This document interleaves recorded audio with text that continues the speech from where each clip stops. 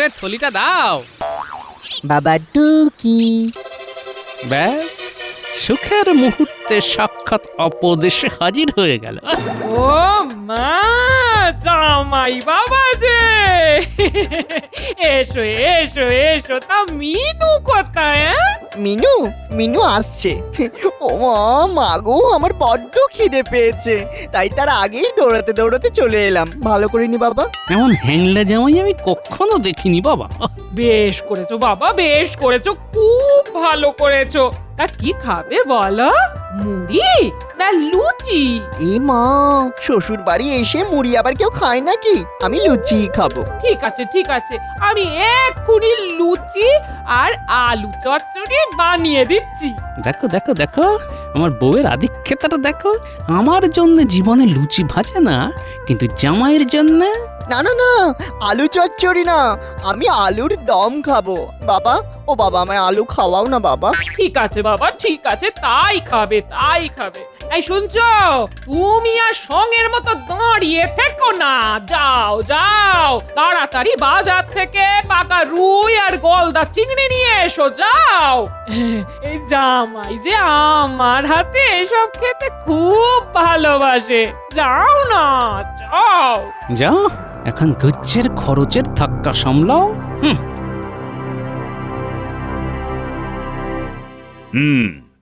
আজ তোমাদের সাথে আমার একটা বিশেষ আলোচনা আছে।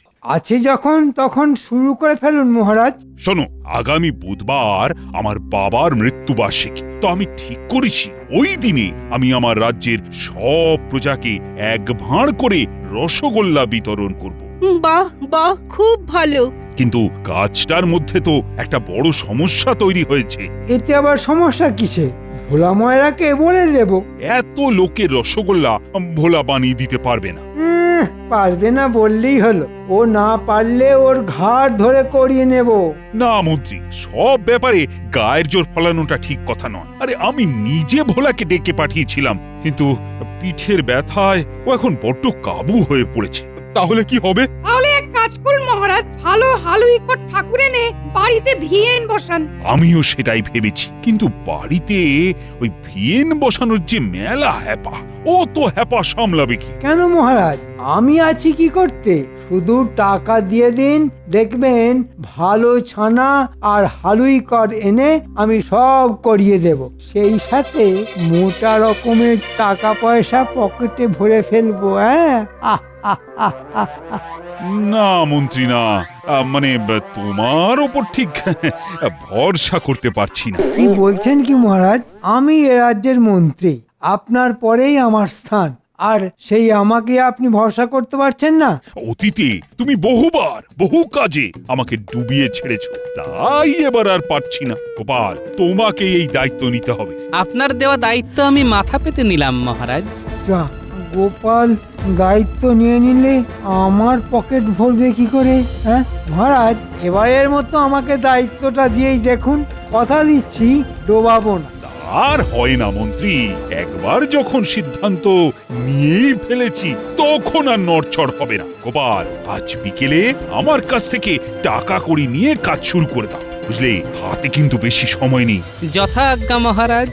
ঠিক আছে, গোপাল আপনাকে না ডোবালেও আমি এমন ভাবে গোপালকে ডুবিয়ে ছাড়বো যে আপনাদের দুজনেরই ভরাডুবি হবে। আমায় তো চেনেন না। হ্যাঁ,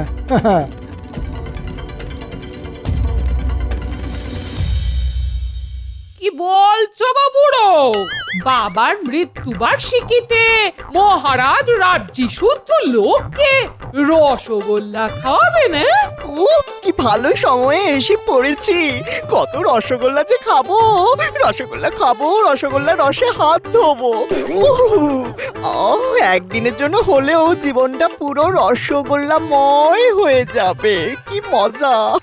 তুমি কি থামবে? আমি মরছি নিজের চিন্তায় আর ইনি নাচছেন খাবার আনন্দে। হাহ, কেন শ্বশুর মশাই, আপনার আবার চিন্তা কিসের? আপনিও তো খাবেন। না, শুধু খেলেই চলবে না, এই বিরাট যজ্ঞের দায়িত্ব এসে পড়েছে আমার ঘাড়ে। ওরে বাবারে বাবারে বাবা, সে তো আরো মজার। আপনি যখন সর্বেসর্বা হয়েছেন তখন তো আমি আরো বেশি করে খাবো। কি মজা! শুধু খাই খাই আর খাই। কোন বটা ঘটা, যার জন্য তোদের ডেকে পাঠিয়েছি, খুব বড় একটা কাজ আছে। সে তো আমরা জানি মন্ত্রী মশাই, এমনি এমনি তো আর আপনি আমাদের ডেকে পাঠান না। যা বলছি মন দিয়ে শোন।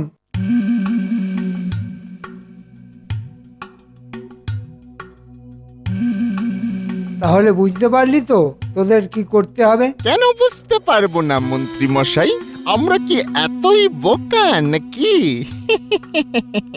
তবে এই কাজের জন্য কত পাবো?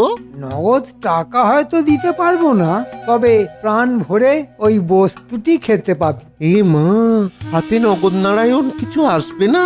চেপে যা ঘটা, চেপে যা। দরকার কি নগদ নারায়ণে? পুষিয়ে নেব ঘেঁটনে।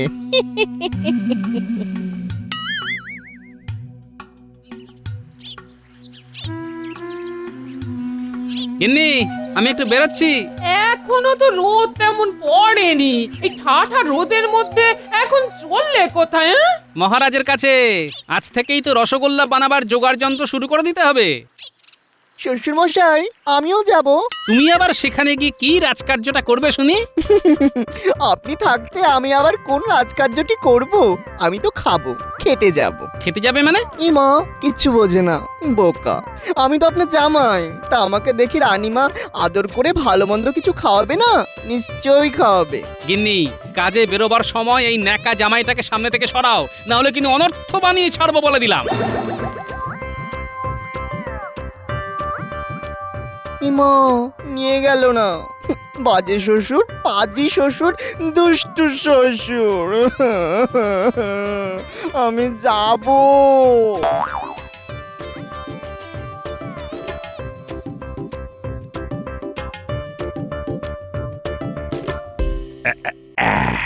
এই নাও গোপাল, এখন এটা রাখো, দরকার পড়লে আবার চেয়ে নিও। তবে রসগোল্লা যেন খুব ভালো হয়, মানে লোকে খেয়ে যেন ধন্য ধন্য করে। জানো তো গোপাল, শুনেছি আমার শ্বশুর মশাই নাকি রসগোল্লা খেতে খুব ভালোবাসতেন। তাই তোমাদের মহারাজের ইচ্ছে রাজ্যের সকলকে রসগোল্লা খাওয়াবেন। আপনি কোনো চিন্তা করবেন না রানীমা, কালই আমি হালি শহর যাব। শুনেছি খুব ভালো জাতের হালুইকর ঠাকুর পাওয়া যায় সেখানে। তার সঙ্গে পাকা কথা বলে ছানা আর চিনির বন্দোবস্ত করে ফেলবো। আগামী মঙ্গলবার সকাল থেকেই ভিয়েন শুরু হয়ে যাবে। দেখো দেখো রানী, গোপালের কি গোছানো কাজ।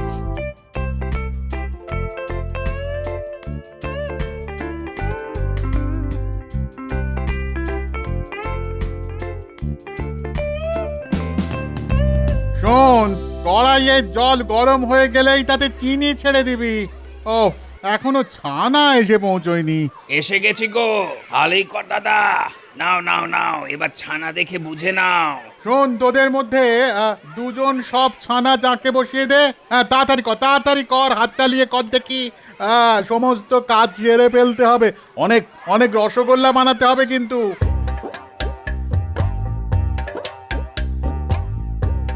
দেখুন মহারাজ, কাজ কেমন এগোচ্ছে। বাহ বাহ বাহ, সবকিছু তো বেশ ভালো মতো এগোচ্ছে দেখছি। দেখছো রানী, এই জন্যই বলে গোপাল যে কাজই দেবে সেই কাজই একেবারে নিখুঁত ভাবে করার চেষ্টা করবে। আচ্ছা গোপাল, রাজ্যের সকলকে খবর দেওয়া হয়েছে তো? আমি নিজে বাড়ি বাড়ি গিয়ে সকলকে বলে এসেছি। আর আমাদের মন্ত্রী, ওকে বলতে আবার ভুলে যাওনি তো? পাগল, আমি তো মন্ত্রী মশাইকে দিয়েই নিমন্ত্রণ শুরু করেছি। বাহ বাহ বাহ, খুব ভালো খুব ভালো। হ্যাঁ,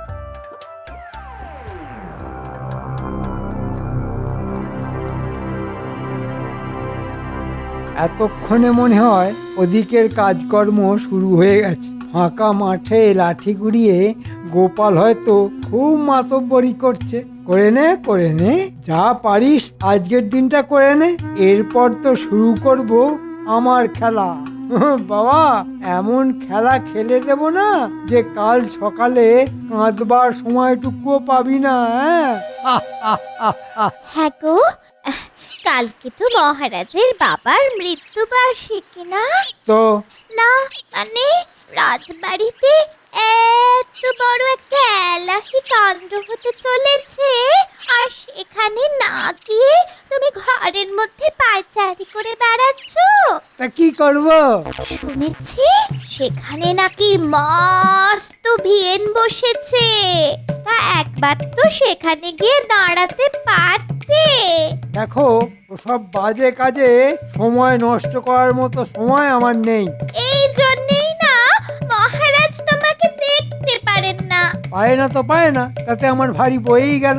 যাও নিজের কাজে যাও। যাচ্ছি বাবা যাচ্ছি। কি মেজাজ!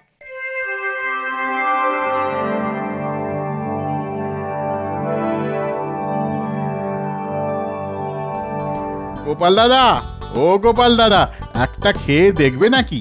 হে বালাই ষাট, এসব অতিথি নারায়ণের সেবার জন্যে, তাই তারা আগে খেয়ে ধন্য ধন্য করবে, তারপর তো আমরা খাবো। নাও ভাই নাও, তাড়াতাড়ি সব কাজ গুছিয়ে ফেলো, সাঁঝের আধার নামতে কিন্তু আর বেশি দেরি নেই।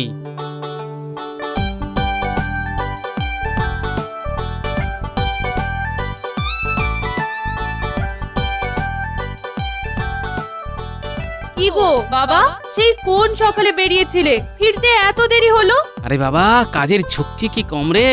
সব রসগোল্লা তৈরি হলো, তারপর সেগুলো গামলায় রেখে পরিষ্কার কাপড়ে চাপা দেওয়া হলো, তারপর আমার ছুটি। তাহলে তাড়াতাড়ি হাত মুখ ধুয়ে এসো, আমি চট করে 4টি ভাত ফুটিয়ে দিচ্ছি। শ্বশুর মশাই, কতগুলো রসগোল্লা তৈরি হলো? অগুন্তি। তা তার থেকে 2-4টে নিয়ে আসতে পারলেন না? গরম গরম রসগোল্লা যে কি সুস্বাদু! আহ, আবার তুমি হ্যাংলাপনা শুরু করে দিলে। বাবারি বাবারি বাবা, এতে আবার হ্যাংলাপনার কি দেখলে? আমার বুঝি গরম রসগোল্লা খেতে ইচ্ছে করে না? আর নিজের শ্বশুর মশাই তো এখানে হর্তাকর্তা। আরে লোকে তো শ্বশুর বাড়ি ঠেন্টন মারতেই আসে। এই মা, বাজে কথা বললাম, মানে খেতেই আসে, তাই না শ্বশুর মশাই? মিনু, তোর বরকে চুপ করতে বল। চুপ, একেবারে চুপ। উফ, আরে বাবারে বাবা, শুধু শাসন আর শাসন। এটা শ্বশুর বাড়ি না অসুর বাড়ি। তোর ভাল লাগে না।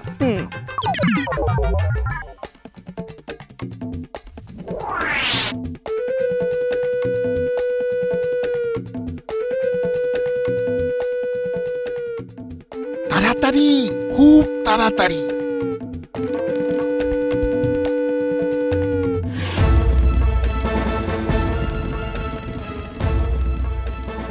খা খা, প্রাণ ভরে আজ শুধু রসগোল্লা খেয়ে যা। কিন্তু কিন্তু আর যে পেটে ঢুকছে না। ঢোকা ঢোকা, চেপে চেপে পেটের মধ্যে ঢোকা। মানে কটা যদি বাড়ি নিয়ে যাই? খবরদার, বাড়ি নিয়ে যাওয়ার কথা ভুলেও উচ্চারণ করবি না। ধরা পড়ে গেলেই কিন্তু চিত্তির। পেট পুড়ে খাওয়ার পর যেটুকু বেঁচে যাবে সেগুলো মাটি খুঁড়ে পুঁতে দিবি। মনে রাখবি, সব প্রমাণ লোপাট করে দিতে হবে।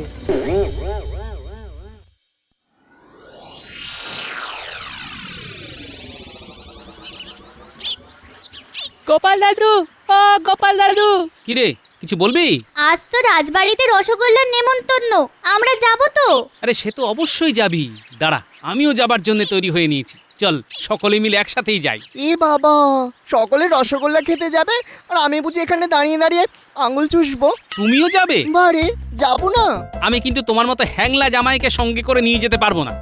আপনার সঙ্গে যেতে আমার ভারী বয়েই গেছে, আমার বুঝি পা নেই? তাহলে একলা একলা যাও। হ্যাঁ, যাবোই তো, একলা একলা যাবো আর একলা একলা খাবো। কিন্তু জামাই বাবু, তুমি তো কৃষ্ণনগরের বাসিন্দা নও, তোমাকে যদি না দেয়, মহারাজ তো বলেছেন যারা তার প্রজা, রসগোল্লা শুধু তারাই পাবে। মজা আর কি, আমায় না দিলে আমি ঝগড়া করে ঠিক আদায় করে নিয়ে আসবো। দুষ্টুর দল, শুধু শুধু ভয় দেখায়।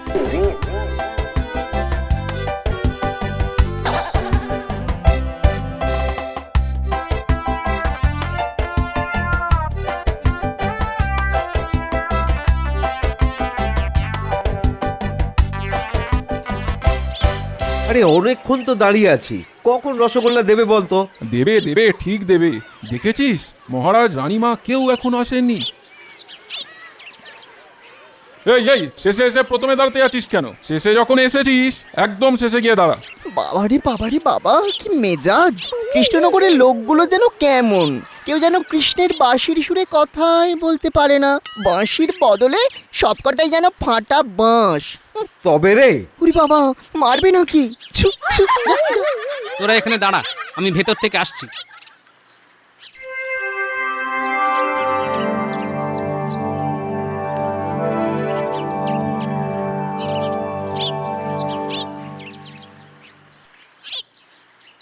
কি গোপাল, মহারাজ আর রানীমা তো তোমার প্রশংসায় একেবারে পঞ্চমুখ। রসগোল্লা নিয়ে খুব নাকি খেলা দেখিয়েছো। আপনার খেলার কাছে এতে অতি সামান্য খেলা মন্ত্রী মশাই। তাহলে স্বীকার করলে তো আমি তোমার গুরুমশাই। অবশ্য আমার খেলা তুমি একটু বাদেই টের পাবে। তবে জানেন তো মন্ত্রী মশাই, গুরুরও গুরু থাকে।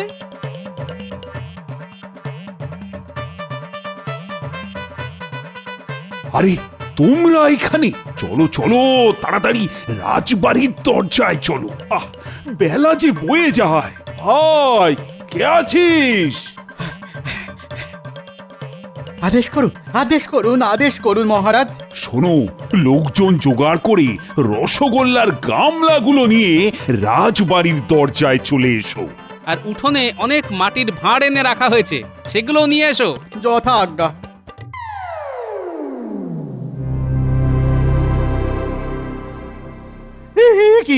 কি দেখছি? কোনো গামলাতেই তো রসগোল্লা নেই, সব তো ফাঁকা। এই কোথায় গেল? কে খেলো? চলো চলো চলো চলো চলো, এক্ষুনি মহারাজকে গিয়ে খবর দিই। কিরে ঘটা, এবার কি হবে? সকলের সামনে মহারাজের মাথা কাটা যাবে। কি হলো বলো তো গোপাল? মানে রসগোল্লা আনতে রক্ষীরা তো দেরি করছে কেন? মহারাজ মহারাজ মহারাজ, সর্বনাশ হয়ে গেছে মহারাজ। কি হয়েছে? সব গামলা ফাঁকা, কোনো গামলার মধ্যে একটাও রসগোল্লা নেই। ও গোপাল, এরা এসব কি বলছে? এটা কি করে হবে মহারাজ? কাল বাড়ি যাবার আগে আমি সব গামলা কাপড় দিয়ে ঢেকে ঘরের দরজায় শেকল তুলে দিয়ে গিয়েছিলাম। কি বললে গোপাল? কাপড় চাপা দিয়ে রেখে গিয়েছিলে? হ্যাঁ, এই তোমার বুদ্ধি। জানো না কৃষ্ণনগরে ধেরে ইঁদুরের উৎপাত কিরকম বেড়ে গেছে? তাই বলে ইঁদুরে সব রসগোল্লা খেয়ে ফেললো? কেন, তুমি জানো না ইঁদুর কি খেতে পারে আর কি পারে না? দেখুন মহারাজ, দেখুন, কার ওপর দায়িত্ব দিয়ে আপনি নিশ্চিন্ত হয়ে বসেছিলেন। আমি হলে কিন্তু নিজে লাঠি হাতে সারা রাত পাহারায় থাকতাম। তা না, ও ঘরে গিয়ে ঘুমিয়ে পড়লো আর ইঁদুরের রসগোল্লা খেয়ে সকলের সামনে আপনার উঁচু মাথা হেঁট করে দিল। মন্ত্রী মশাই এত ইঁদুর ইঁদুর করছে কেন? এর মধ্যে যে অন্য কিছুর গন্ধ পাচ্ছি। কি হলো মহারাজ? এই রোদের মধ্যে আমরা আর কতক্ষণ দাঁড়িয়ে থাকবো? হ্যাঁ, আর কতক্ষণ দাঁড়িয়ে থাকবো? ওহ, কি উত্তর দিই এখন? বড় মুখ করে মানুষগুলোকে ডেকে এনে এখন কি জবাব দেব বলো তো? বলে দিন সব রসগোল্লা ইঁদুরে খেয়ে গেছে। মানুষের বদলে ইঁদুর? হ্যাঁ, কিন্তু কিছু তো একটা বলতে হবে নাকি? চুপ করো তুমি, একটা অপদার্থ, আহাম্মক! যাও যাও, আমার চোখের সামনে থেকে দূর হয়ে যাও। সে না হয় চলে যাচ্ছি মহারাজ, তবে একটা ইঁদুরও কিন্তু বাঁচবে না। মানে? ইঁদুরে খেয়ে নিতে পারে ভেবেই তো কাল রাতে বাড়ি যাবার আগে কয়েকটা রসগোল্লার গামলায় আমি বিষ মিশিয়ে দিয়ে গেছি। বিষ? হ্যাঁ, খুব কড়া বিষ। কাল রাতে খেলে আজকের মধ্যেই সব মরে যাবে। ওরে বাবা, ওরে বাবা, আমার যে এখনো বিয়ে হয়নি, এর মধ্যেই মরে যাব। আর আমি মরলে আমার বউটা যে বিধবা হয়ে যাবে।